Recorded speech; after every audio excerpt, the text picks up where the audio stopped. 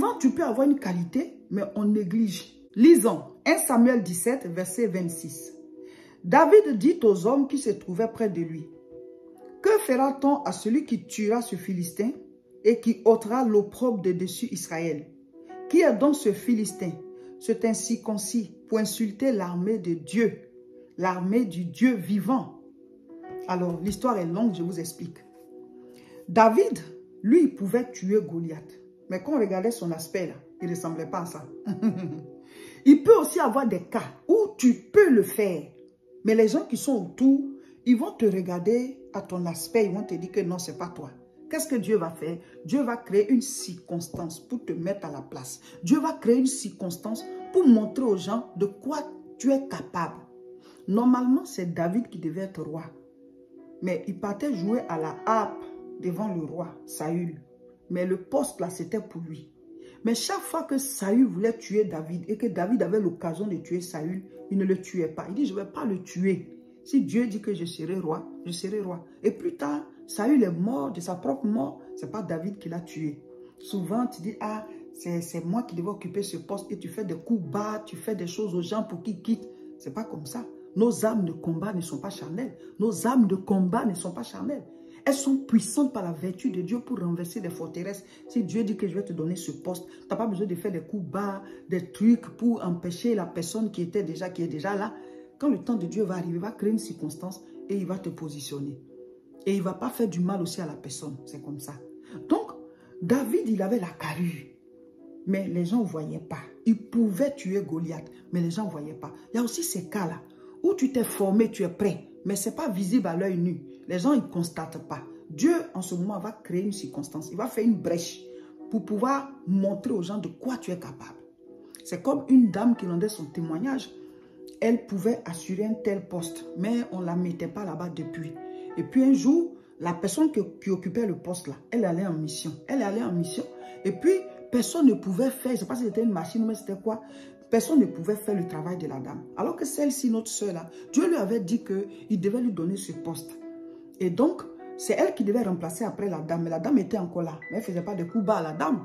Et puis, pendant que la dame est partie en mission, ben, ils se sont retrouvés devant une situation où il fallait assurer le poste de la dame. Et le patron, depuis longtemps, c'est comme il ne la voyait même pas.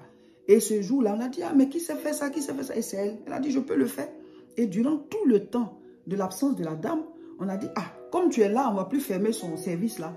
Toi, il faut assurer ça jusqu'à ce qu'elle revienne. C'est comme ça que la sœur là, elle a assuré ce poste-là jusqu'à ce que, voilà, l'autre dame revienne. Et donc, quand l'autre dame est venue, le patron a élevé la dame parce que la mission aussi qu'elle allait faire, elle a bien fait. Et celle-là, maintenant, on lui a donné le poste là. On dit, ah, mais c'est elle qui sait faire ça. Quand tu n'étais pas là, c'est elle qui a fait. Elle avait même la bénédiction de l'autre dame qu'elle a remplacée. Ah, c'est bien. Au moins, on n'a pas fermé mon département, tu as assuré le travail. Vous voyez? Elle là, elle s'est formée petit à petit pour pouvoir avoir la carrure de ce poste. Mais les gens ne savaient pas qu'elle pouvait le faire. Et le patron ne la voyait même pas. Mais Dieu lui avait promis qu'il allait lui donner ce poste. Mais elle s'est formée pour avoir la carrure de ça. Tu dis que tu veux tel poste, mais tu n'as pas la stature. Avoir la carrure, ça veut dire que tu as la stature, tu ressembles à ça. Tu as les qualités de ça. Tu as les capacités, les compétences de ça. C'est ça, grandir en stature, croître en carrure. Ressembler à la chose, ressembler à ce poste, ressembler à cette destinée-là. Donc, c'est comme ça que la sœur, une brèche s'est créée et finalement, elle a assuré le poste et donc, on lui a donné le poste. Parce que les patrons, eux, ils veulent des résultats. Donc, ils ne vont pas te donner pour ta tête, on te met là-bas et puis voilà, tu ne peux même pas assurer, puis son travail va se gâter, puis il va perdre des chiffres d'affaires, il va perdre des marchés. Donc, elle a pu assurer ça pendant l'absence de la dame. Donc, on lui a donné le poste. De la même manière, David pouvait tuer Goliath parce que Dieu l'avait formé seul là-bas en train de tuer les lions et puis les ours face aux brebis de son papa. Donc, il avait la carrure, mais les gens ne se rendaient pas compte. Il était venu juste donner à manger à ses frères et il a vu Goliath. Donc, Dieu a créé une brèche parce qu'il ne devait pas se retrouver sur les champs de bataille. Mais son père l'a envoyé pour aller donner à manger à ses frères. Donc, arrivé là-bas, Dieu a prouvé qu'il pouvait tuer Goliath et c'est comme ça qu'il a été propulsé. Et plus tard, quand Saül est mort, le peuple même dit que c'est David qui va prendre la place. Pourtant, on l'avait déjà oint en secret qu'il devait être roi. Mais il ne va pas venir se mettre comme ça devant le peuple. Il dit, c'est moi qui dois être roi. Il faut que Saül quitte. Dieu a créé une brèche. Donc, pendant que tu te formes en secret pour pouvoir remplir les conditions de ce à quoi Dieu t'appelle, calme-toi.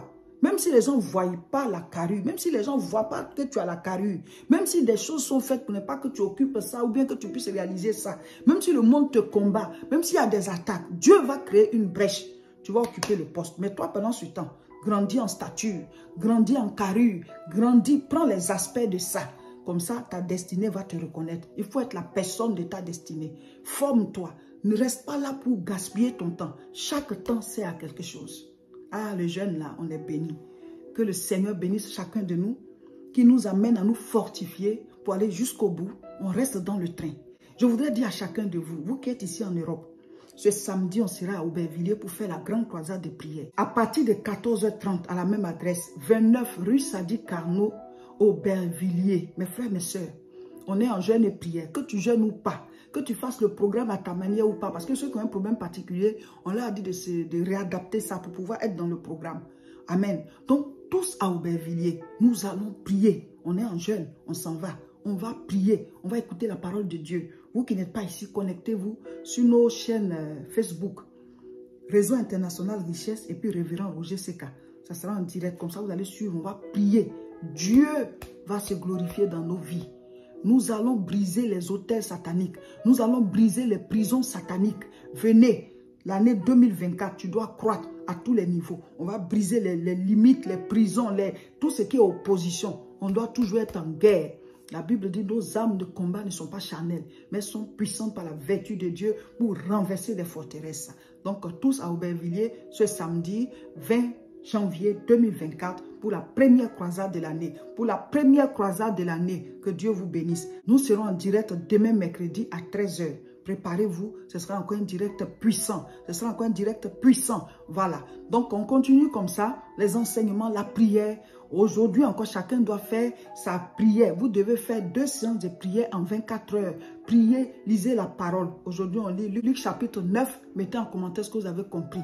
Le jeûne, là, c'est jusqu'à la gare. C'est jusqu'à la gare. Et ça chauffe dans le train. Que Dieu vous bénisse. Partagez la vidéo.